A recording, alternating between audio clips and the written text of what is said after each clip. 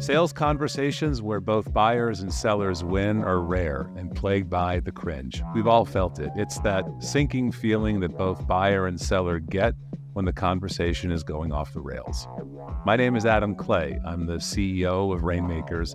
I've spent 25 years building and leading global sales organizations and thinking about the sales conversation. At The Cringe, we put the sales conversation under the microscope and explore pathways to ensuring sales reps, leaders, and managers conduct great sales conversations. Today, my guest is Katie Costin. Katie, welcome to The Cringe. Thanks for having me. Katie, I've been so excited to have you on the show. Having worked with you in the past, I know you to be one of the most effective sales conversationalists I've ever met.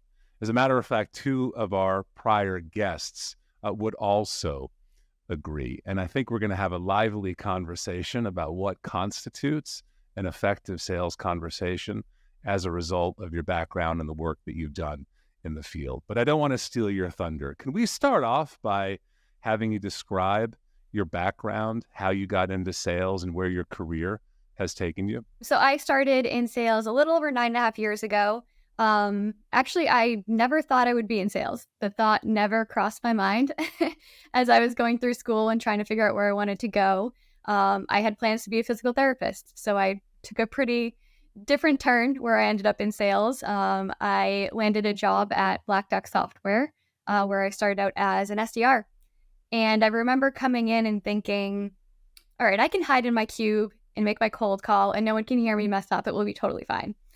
And the day I show up to start, Lou Shipley, the CEO, starts giving me the tour.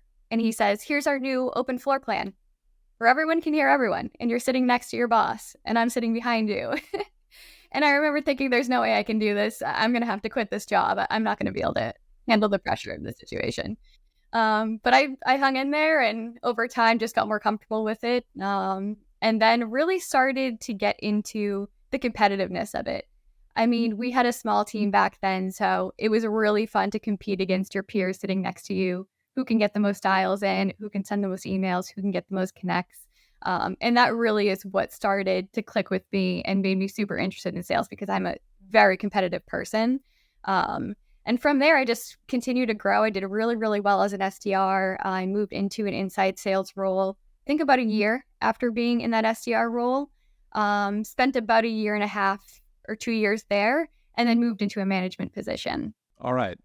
And so started out as an SDR, moved into a management position. And just for context, over the period of 5 or 6 years, how big was the team that you were managing and what were they doing? Starting back at Black Duck when I first started managing, the team was probably 12 or so. And that was comprised of both lead gen reps, so a SDR or BDR, as well as closing reps. And we had it structured in a way where there were junior closing reps and more senior closing reps on the team so they could sort of work together and learn from each other. So they're kind of that pod structure of 4 people per territory. And then as that grew over time, I continued to manage the team and took over more territory, ended up running all of North American inside sales, again, with the SDRs and the closers as well. And my team got up to about 40 in total. Okay, wonderful. So I think that sets the stage for our conversation. A little more context for the audience. One of your cold calls is played term in and term out at Harvard Business School as a shining example of what a great outbound cold call sounds like. And we're going to spend a little time talking about that here in a few minutes. But as is our tradition here on the show, let me ask you the first question. If you think about a sales conversation, what makes you cringe? So I would say the thing that makes me cringe the most would be overpitching or overselling, just talking about things that are not relevant to what the prospect had in mind in the conversation that you had during discovery. That is by far, for me, the biggest cringe. Why is that? Well, I've seen a lot of it over the past several years, and it really puts the prospect in an uncomfortable position. You create this situation where they feel like you're not listening to them. They might get annoyed with you. It kills the rapport that you're building. And it's just really not a good way to approach a sales call. It makes much more sense to spend the time, do the discovery up front, and then tailor the solution to what they're looking for so that it's relevant to the conversation. Okay. And why do you think that's so important to do in a typical sales call? One of the things that we saw happen really often, especially in the early Black Duck days, was, they have a set of needs and that's A, B, and C. And then you start pitching A, B, C, D, E, F, G, H, I, J. And the prospect is sitting there thinking, well, I only need these couple of things. You guys do all of this. I don't want to pay for all of that extra stuff. I really have just a simple use case here. And then you're going into your commercial discussions on your heels and you never want to start there. And that was something that we definitely learned over time, was something we needed to rein in and really make sure we're tailoring that solution step to the prospect's needs. So let me get your opinion on something, because as a theme, just from one episode to the next, we hear it repeated. This phenomenon that happens in sales conversations where sellers just start pitching without much regard for what's on the buyer's mind. Why do you think that is? Why do you think that salespeople feel that need when they approach a new job, a new conversation, a new role, to just talk? I'd love your take on that. Yeah, I think it comes down to they're trying to show value. They want to show the prospect that they're smart, that they know what they're talking about. They know all the features and functionality. And that it's just not the right approach, right? You can still talk through the features and functionality, right? You can still show that you're smart without adding all of the extra features that are completely irrelevant to the prospect. So I think it just comes from that place of wanting to show that you're knowledgeable in what you're selling. But again, it doesn't typically come through the right way to the prospect. So let's go back in the conversation a little bit to not only the start of your career, but the fact that many people who have worked with you believed you to be one of the most effective cold callers out there. Before you learned what it meant to be effective in a cold call, what were some of your assumptions about what your job as an SDR was the moment a prospect picked up the phone? What did you think your role was in that conversation? So I would say even before I joined Black Duck and became an SDR, my perception of sales was literally the stereotypical used car salesman. And I think that's why it never crossed my mind that I would want to be in sales, because that's just not a good experience for anybody. And then coming into Black Duck, when I first joined, we really didn't have a lot of structure. We still were figuring out who's our ICP, what is our messaging, what pain points do we solve. So it was a little bit of a free-for-all, and we definitely got into that. All right, I need to have like a little snippet of what this product does, so when I catch a prospect on a call, I can tell them what we do. And we tried that for a while. We didn't really get far, honestly. And shortly after that is when Jim came on board, and then you came on board, and we brought in Steve Craner, and we actually had that formalized process put in place. And that's really when things changed dramatically. It is funny thinking back to then, because I remember the first training we had with Steve and him telling us that we needed to tell our prospects that it was a sales call and that they could hang up. And I remember leaving thinking, this guy's insane. Like, there's no way this is going to work. Of course, they're going to hang up. I don't understand why we would ever do this, but let's give it a shot. And I remember going and making some dials and trying it out and getting hung up on several times and thinking, okay, this isn't working. I don't understand. And then we started listening to the tape recordings. And I realized my tone was so off. You could hear that I was nervous in what I was doing and that I wasn't bought into it and I wasn't genuine about it. And that's super important, right? In any sales call, you need to be genuine. You need to really believe what you're saying and what you're talking about. And that's really when I started to figure out, okay, the way I say this matters. The words I choose matter. And that is really when I feel like I started to get a ton of meetings, started crushing it, and really just started to improve overall as a salesperson. So, absent you being introduced to what you now consider to be, and we're going to talk about that in a moment, an effective way to make a sales call. What are some of the things that prospecting sellers might actually say when somebody picks up the phone? Well, the standard, hey, how are you? Which I know is one of my least favorite things to do. Yeah. Or just immediately coming out with, I'm Katie with Black Duck. that's immediately going to show the prospect, oh God, sales call, I'm going to ignore this, just going to hang up on them right away. I would say the hey, how are you is definitely by far the most common because it's just sort of natural. When you're calling someone, that's just kind of what you say sometimes.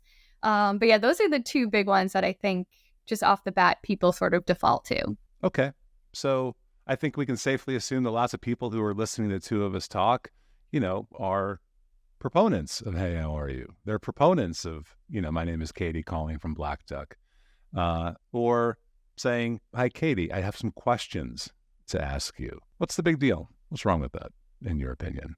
I think it just sets the tone that it is a dreaded sales call. Like nobody likes getting sales calls. I think that's something that we can all agree with. So doing it in a way where you're being more candid around, hey, did I catch you in the middle of something? Their guard drops. They're more open to the conversation. They're wondering what you're going to say next. And they don't feel like it's that typical script of, how are you? This is someone from somewhere. And it's just different. And I think that's why it works, is because it's so different. And it's not that typical same repetitive thing over and over again that they're hearing when they pick up the phone. All right. And so when you say that, hey, did I catch you in the middle of something? Correct me if I'm wrong, but the tone there is concern, like sincere, authentic concern that you've picked up the phone, you're in the middle of something, and I, as the person who wants to have a conversation with you out of the blue, like I'm actually concerned that this is not a good time. Do I have that right? Yep, absolutely. Okay. And then what happens in a good cold call? So you've set the stage. You've talked about some things that sellers are likely to do when somebody picks up the phone, and you're saying, your first question, hey, have I caught you at a bad time, with a concerned tone. What's the next thing you say? So then I would go into introducing myself. Hey, it's Katie, and I'm calling with Black Duck or Synopsis. Did I catch you in the middle of something? No, as a matter of fact, I've got a moment. Awesome. Well, just a heads up, Adam, this is a sales call. Are you sure you don't want to hang up? When people hear that, they often find it alarming. Now, from your experience and having taught this to a lot of people, that it's very effective if delivered well with the right tone, correct? What is that tone when you say this is a sales call? Are you sure you don't want to hang up? So you definitely want to be a little bit playful there, right? Your goal there is to get a laugh, because then that's going to open them up. It's going to build some rapport. And it really is a joke, right? Like it's an uncomfortable situation. So you're trying to insert a joke there so that it just makes it less tense. So you really want to have a playful tone. In that statement, I think there's some really interesting principles about how people think about their role as a salesperson. Because if I say, hey, have I caught you at a bad time? This is a sales call. Are you sure you don't want to hang up? It's profoundly honest to say that.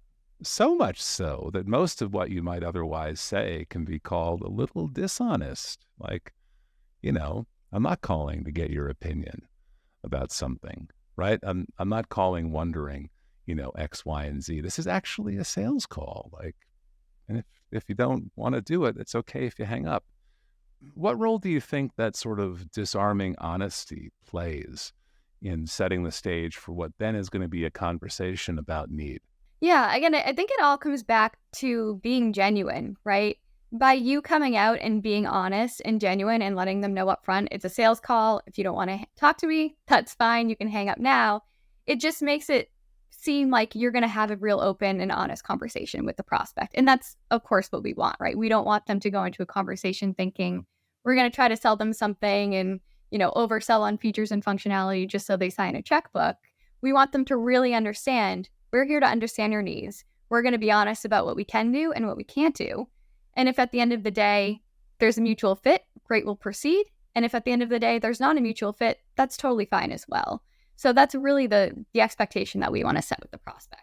It's great. I love what you're saying, because from an ethical perspective, it's straight and true. Like you're not purporting to deceive right out of the gates. Hey, this is a sales call. I'm interested in whether or not you're going to be interested in what I have to say. And if you're not, that's okay. So Katie, what makes people, when they hear that cold call or they hear you describe some of these underlying principles, what makes people cringe or squirm around a little bit when they hear you say, well, hey, this is what you ought to do?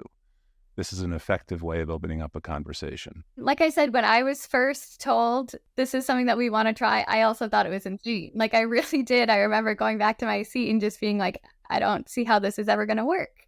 But it's until you try it and you try it the right way, right? Like I said, I did it a few times and I was just monotone and nervous about it and it did not come through. But when you really play into it, it works. And again, it's that genuineness. Like, be honest. Like, if you were having this conversation with a friend of yours, that's a tonality that you should use. Really play into what are the words that you're saying? How do you want the prospect to react? And it's going to work because, again, they're so used to hearing, hey, this is Katie with Black Duck. How are you? I want to tell you about my product. We can do X, Y, Z. So by changing that up, I think it really throws the prospect off guard. And they're intrigued because it's unique and it's different. And now they know what they're getting themselves into and they know they have an out if they want it. I think that's really wonderfully said. So thank you. So I think we both know that you can't just wake up one morning and say, all right, I'm going to take Katie's advice and I'm going to try this out. It takes a fair amount of practice, particularly in mastering tone in a cold call. I'd like to just talk a little bit about the role that practice plays. Like, how long does it actually take to master some of the skills that you're putting on display here for people who are listening? And, furthermore, what role does tone play in the ability to actually do what you do and be effective in this regard? Yeah, I mean, it definitely takes some time. I think when we started to do the tape playbacks where we would record our cold calls and we would listen to them in front of the entire team, which was super embarrassing, that's when I started getting a lot better because there was a lot of pressure. I wanted to make sure that I didn't embarrass myself in front of the whole team and my manager. So I think that actually really expedited my growth in getting better with that. But hearing yourself back, it really helps because you may think you sound one way, but then when you actually hear it on tape, you'll notice, oh, I really didn't sound concerned there. Or, I reacted to this person's pain with like a positive, excited tone because I was happy to hear that they had pain that I might be able to sell to. So you start to pick up on those things as you listen to yourself. So I would highly recommend tape reviews, listening to yourself, having somebody listen with you and give you pointers. That's going to get you to that point where you're really more comfortable doing those things. And tone, again, I always come back to the genuineness because it needs to be genuine. I understand you may have a script. I don't really like using the term script because to me, it should just be a framework, right? You want to have some guidelines there to make sure that you cover off on the things that you need to cover off on the sales call. That's totally fine. But you shouldn't be reading directly from a script because if you are, you're not going to have the right tone. You're going to be monotone. You're just going to be reading it. And it's not going to come across well to the prospect. So it's super important to just really think through what you're going to say and say it in a way that you mean it, right? Again, if it's playful, go for it. If you're concerned about something, show that you're concerned about something. So really, again, just be genuine and listen to yourself because I thought that I was doing a good job on some of these calls. And I would hear that, oh, we're really struggling with our application security program. And I'd be like, great. You don't want to say that. That is not a good way to handle the conversation. And once you hear that once on tape, I never did it again, right? Because I was so embarrassed that I reacted that way that I, in my head, told myself I would never do it again. But yeah, you just start to learn over time and it definitely takes practice. And, making 100, 150 cold calls a day, you really start to get into the rhythm of being genuine, being honest, and just making it conversational. And that tone kind of comes with that comfortability of having the conversation and knowing the different things that you want to touch on. Yeah, it's very well said. And I appreciate you going on this journey with me because I know it's been a while since you yourself have cold called. That being said, I do want to ask for your indulgence and talk a little bit more about something you just said. And I think this might be an interesting bridge into other sales conversations because I want to get into things like discovery calls and so forth here in a moment. But you said, a prospect might say, yeah, like we're having a lot of problems with application security, for example. And many sellers would say, great, Tell me about that. And you would caution people against jumping out of their chair and celebrating the fact that the buyer just admitted something to you that they're struggling with. Can you talk a little bit about that and why that's so important? I mean, think about that in the context of your real life, right? If your friend came to you and they told you their fish died and you know that they love their fish, you're not going to say, oh, great, right? You're going to be sympathetic. You're going to feel bad for them. And that's really the role that you need to play in that conversation, because you're talking to a company who is really struggling with something, right? They probably wouldn't have taken the sales call if it wasn't a pain point for them. So this is something on top of their mind. They're willing to invest the time to understand if there is a way to solve that problem. So being genuine, again, okay, I'm spilling my guts to you. I need to just be understanding of that. And rather than saying, oh, great, because I see dollar signs in the future, you can just say something like, okay, understood. Or can you tell me a little bit more about that? How has that impacted you on a day-to-day basis? So really just continue to pull on that thread with a tone that is more concerned, understanding, and mellow, rather than, oh, that's great, or, oh, tell me more about that. Like, you really don't want to show any excitement at that point, because it's going to be awkward for the prospect if you handle it that way. Yeah, that's a really good point. And just to add to that, let me run an idea by you. Is it also safe to assume that many salespeople are, conditioned to look for customer need, pain, a problem, and when they find it, it's reason to celebrate. And that's why often you hear salespeople jump out of their chair and say, great, I'm so happy that you have this problem, that you're struggling with this. I think that has a very profound effect on how the buyer is going to view the seller in that moment. And it's not positive. I think that the seller in that moment has just taken any credibility they might have developed up until that point in the conversation, and they've tossed it out the window because they have immediately conformed to most negative stereotypes that buyers will otherwise carry into a sales conversation about salespeople. Do you agree with that? Does that sound about right, or do you see it differently? Absolutely, 100% agree. Why is that? Why then, would buyers experience so many salespeople who jump out of their chair celebrating problem and need? Like, what is it about our profession that has convinced generations of salespeople that that's an acceptable response to somebody divulging their critical business issues to you? Where does that come from? You must have some thoughts on that. I think it just comes from sort of the stereotype of salespeople being coin operated, just wanting to get the deal for the money and get the win. And that's all fine. It's fine to be motivated by money and commission. Like, that's not a bad thing. But you can't have your buyer be perceiving that, right? The buyer needs to think that you are invested in solving this problem with them. Your goal is to solve their problem. And that really is what the conversation needs to be about. And that's why we really need to avoid the greats and the awesome and getting excited when the prospect is putting the pain on the table. If you could take this part of our conversation and just sort of package it up into a pearl or two of wisdom for people who are interested in this and might want to explore it further, what's the advice that you would give? You would say, okay, in the face of a customer disclosing their critical business issues, my disposition really ought to be what? Concerned and understanding.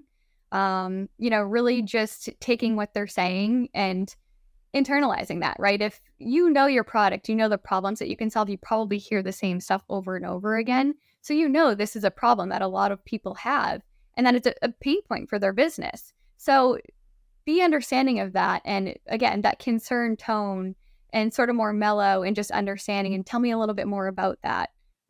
How is that impacting your day? How is that impacting your business?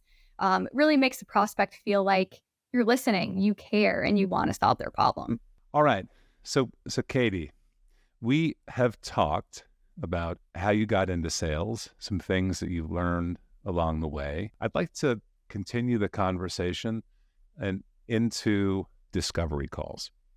So, as your career progressed from SDR to closing salesperson, you yourself would be in discovery calls with prospects. And as you advanced into management and leadership roles, now you're teaching people to have discovery calls. We spend a lot of time on the Cringe talking about the discovery call. It seems to be one of the more fraught areas of the sales conversation. Let me turn it over to you and just ask you, why is the discovery call such a fraught area? And why is there so much conversation about what it takes to have a meaningful exchange with a prospect the first time you sort of sit down with them for 30 or 60 minutes? Why is that? I think the discovery call is so important because you're really setting the stage for the whole sales cycle. The cold call that likely got you there, you're setting the expectation. This is 5 minutes. It's not a big deal if it makes sense to proceed. We'll carve out an hour, half hour, whatever it is. But now you're in the discovery call. Like, you're in it. You're committed to taking this call. And this is really going to set the tone for the rest of the sales cycle. Well, first, setting the right expectations up front, right? Doing that upfront contract, letting them know you're going to be diving in. You're going to be asking a lot of questions, making sure they're comfortable with that. Also making sure that they know if this isn't a fit, that's fine. We don't have to continue conversations after this if it doesn't make sense. But if it does make sense, that's awesome. We can carve out some time at the end of this call to move on to next steps. And then really diving into probably the most important part, which is the actual discovery piece, where you're asking all of those questions. You really need to dive in and understand the business need there. And there may be multiple threads you need to pull on. So it might not just be a series of questions. It might be several series of questions, depending on the customer's need and their use case. But this is really where you're getting your business case. So it's super critical that you're asking the right questions and getting that information from the prospect. Let's double click on a few things that you've said, if you don't mind. I know that you've got some pretty strong feelings about how you start a sales meeting, and specifically a discovery call. And so can you talk a little bit about what you think the important ingredients are in, what might otherwise be called an upfront contract or a mutual agenda? There's lots of things that people call the first 5 or 10 minutes of a discovery call or a first sales meeting. Can you talk about some of the ingredients that you feel particularly strong about, that absent what you've learned, people just might overlook and skip? Yeah, so I would say setting a time frame up front. So confirming, hey, do we still have the full hour or full 30 minutes, whatever that time frame is that you set, and make sure that the prospect's still comfortable with that time frame. Setting an agenda is super important. So just laying out the context of what you're hoping to achieve during that call, and then letting the prospect do the same. So, asking them, what are you hoping to get out of this phone call? Also making sure that they understand there will be a lot of questions here, right? We want to set the expectation that we really want to spend some time asking them questions so that they're comfortable with that. Because if you don't set that expectation and then you just start firing off a bunch of questions, they're probably going to get a little bit annoyed and think, okay, I just want to hear about the product. Tell me about the product. I don't want to be interviewed here. And then giving the buyer an out, right? If this doesn't make sense at the end of the call, we can part ways, no hard feelings.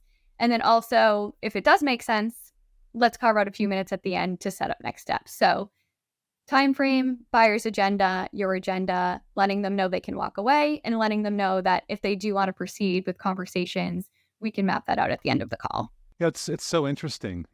Across so many episodes of The Cringe, we hear beliefs about what makes an effective start to a meeting consistently described as you've done here. And so you're building on things that we've heard before so well. And I want to dig in to that. But I have to ask, because this is The Cringe, in your experience, how is a sales meeting actually going to start? Absent everything that you just said, what is a prototypical salesperson, not as versed in some of the best practices as you or others are? What are they going to do? It's probably going to start with some pitching. No kidding. Right out of the gates. It could be, depending on what the previous cold call was. If you have a cold call that's set up and the buyer was really clear. Yeah, I'm interested in the tool. I want to hear all about it. Bring me your product expert on the next call. They may just jump right in and start pitching. The worst case scenario is the slide deck, the pre-prepared slide deck that has no context and is not relevant to what the prospect has interest in because you haven't discovered that yet. Those would be probably the two worst case scenarios. I think that happens pretty frequently in all industries, in many sales conversations. And I know we've talked already about why that is. It continues to be, for me, one of life's great mysteries. Because in your opinion, if I just show up and I just gloss over all of the good things that you described as like great sales behavior, we're going to return to that in a moment, and I just say, all right, well, hey, I understand that we're here to talk about my product. Like, let's go. I'm going to talk about my product. What's going on in the mind of the buyer in your experience when you do that? Yeah, I mean, so some buyers may want to come to a call and hear about a bunch of the stuff that you do, right? We have those people that want to hear that, but that doesn't necessarily mean that's the right way to handle the conversation, right? Because if you do that, again, we're going to get in that situation where you're throwing spaghetti at the wall and you're hoping something sticks. And you might be overpitching and selling them on things that are just completely irrelevant. And then they're going to start to have that price concern in the back of their mind. So something we definitely want to avoid. And they're also probably going to think you don't really care about what they're doing, right? Because if we're not asking questions and understanding their use case and just throwing stuff out there, it's not going to be relevant. And it might be a waste of their time, which is not going to lead to anywhere good. Yeah, very well said. I think it's that simple. So let's return to the best way to open up a sales meeting, and in this conversation, a discovery call. So you start with time, makes sense, often overlooked. Why is that important? I think it just shows some mutual respect, right? Like, hey, I know we have an hour. I just want to make sure that that still works for you. And in the off chance that they have a meeting that overlaps and they need to end early, you don't want to get 30 minutes in and have the prospect say, oh, I have to jump right now, right? Because you probably have a lot more things that you want to cover. And if you knew you only had 30 minutes, you would probably be more concise with your questioning, make sure you wrap things up with 5 minutes left and carve out some additional time to continue doing your deep dive. So it's just a way to get on the same page. And then from time, I think you said introductions are next. Yeah, and setting an agenda for both yourself and the prospect. Okay, talk about that. So at that point, you really want to just lay out what you're hoping to get out of the phone call. So, Adam, I'm looking to understand a little bit more about your application security practices today and how we might be able to help you with XYZ. I want to understand what you're hoping to get out of the call as well.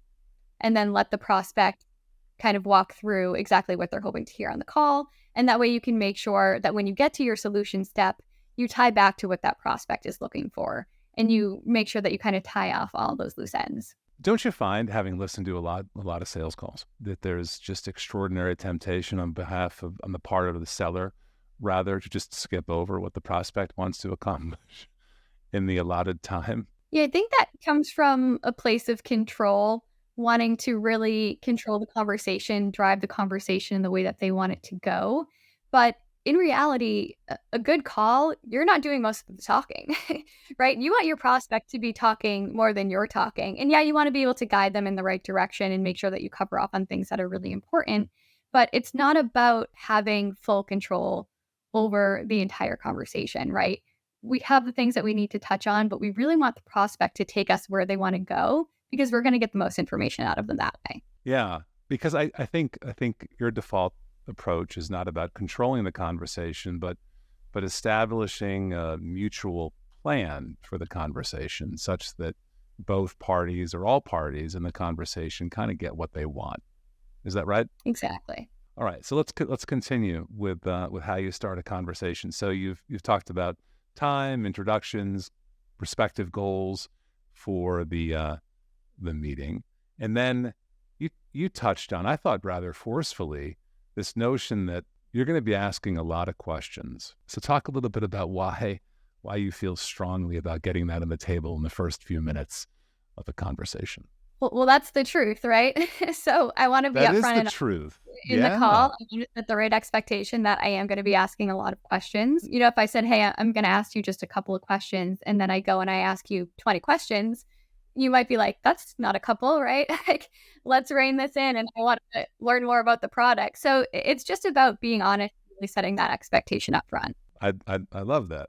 Returning to the core principle here that this is an honest exchange of information. And then you moved on to something that we've heard before, and that is making it very clear that there are multiple outcomes that are possible in this conversation, one of which is that we just simply do not have a fit, which I find that salespeople struggle to get that statement out effectively, credibly, in a way that they actually mean without fear. Can you talk a little bit about that? So for me, I think that's so important just because you're setting the expectation that you're not going to be stringing this person along, right? Nobody wants to have a sales conversation, realize that it's not really a good fit for them, and then get called by that salesperson 15 times trying to set a follow-up when there's not a fit there, right?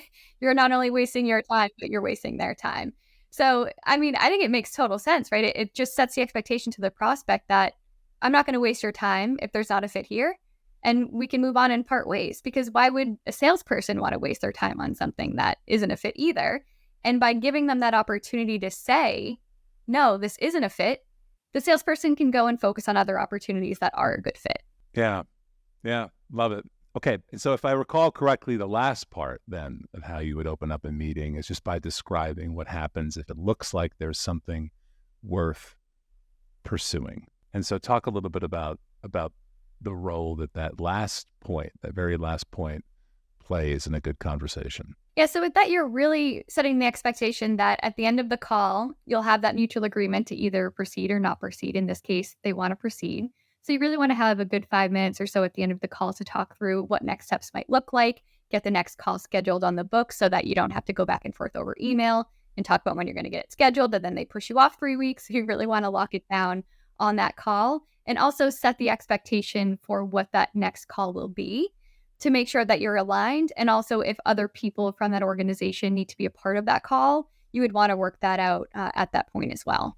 So Katie, again, I love the way this conversation has, mirrored your arc and the shape of your career. So from SDR to quota carrying salesperson, from cold call to discovery call, I'd like to talk a little bit about your experiences in teaching people to have these conversations, coaching them to have these conversations. And, for those that are listening that are either in that position or aspire to be in that position, lessons that you've taken away. And the reason why I think it's particularly interesting is because you're certainly on the spectrum of sales leaders that anybody listening to this show would know. You're more in favor of a structured conversation. So as a practitioner of a structured conversation, tell us what you've learned about the essential components of teaching people to do the same, coaching them through the process of learning. So depending on the level of the rep, if we're talking SDR or sort of a junior closer who's getting into discovery call, I think it's sort of the same for both either way. But again, the role playing is so critical. Be the prospect, let them be the prospect, do it with a group so that their peers can give feedback and learn from the feedback that they hear that the other people are getting. That is so important. That is one of the things that I think really made us successful, especially in the early days of Black Duck. The tape reviews, like I mentioned, are so critical. Hearing yourself does wonders, because you really want to avoid some of the things that you heard yourself do that weren't so good, and you want to kind of play into the things that you did really well and keep repeating those on future calls. So those two things are really important. I think the approach really is unique to each individual rep. So you can do these large role play sessions, which again, I think are super important, but you'll have some people that will be better in a one-on-one situation. So oftentimes in one-on-ones, you'll want to do tape reviews, do those role plays in a situation where they may be more comfortable just in that one-on-one where all of their peers aren't around. That probably would have been more comfortable for me. Unfortunately, we did the whole team in the room when we had to do those. But really tailoring it to the individual and helping them understand their strengths and their weaknesses and ways that they can change and improve on some of those weaknesses. Where do you find that people most often hit a pothole or stumble relative to the types of conversation that you're describing? Where do you think people are going to need the most help, and how do you get them past that hurdle? Probably the most common challenge we would run into is just getting stuck on the script because they're so focused on reading that script and getting those questions answered and making it to the end of that phone call that they're not listening to the prospect. They're not being situationally aware. They're not using the right tone. They're so laser focused on that script. So we really need to focus on, sure, study the script, understand the key things that you want to get out of the call, but have a conversation, right? And be honest and be genuine and rely less on that script, right? I would say if you have a script, it should be minimal. It should be bullet points just to remind you what you need to cover, but don't be reading word for word off of a script because it's just going to come off like that to the prospect. You're going to sound like a robot. And that's definitely something, especially an early stage salesperson is going to struggle with. And so, aside from the obvious, which would just be repetition and practice, do you have advice for people who are at that point in their career where they have some dependency upon the script because the material is so new to them? Like, what advice would you give somebody to becoming more conversational, more conversant, more engaged in a conversation? Like you said, the practice is definitely really important just to make sure you understand the fundamental things that you want to cover. But again, it really just comes back to being genuine. Like, you want to have this conversation with the prospect, try to throw the nerves out the window, try to relax a little bit, and just have a real conversation with the prospect. Because even if you miss one or two things that are on your script, but you had a true, genuine conversation that was real and you had good tone and you were listening and focusing, that's going to be better than, reading off of the script and answering all of the questions, but being super robotic and not personable. As you were talking, a phrase I'd first heard, I don't know, probably 20 or 25 years ago that never really registered with me until I started thinking more deeply about the sales conversation, was this notion that, it's better to understand than it is to be understood.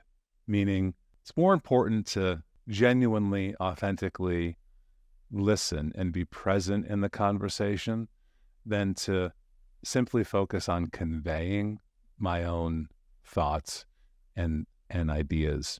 Do you agree with that? And what side of that equation do you come down on, and why? Yeah, I mean, I totally agree. Like I said, I think scripts are great. Having a framework, having a way to make sure that you touch up on the things that you need to cover is wonderful. But having a real conversation and being genuine and being there, it really is so much better because that's what the prospect sees, right? The prospect doesn't care about your script.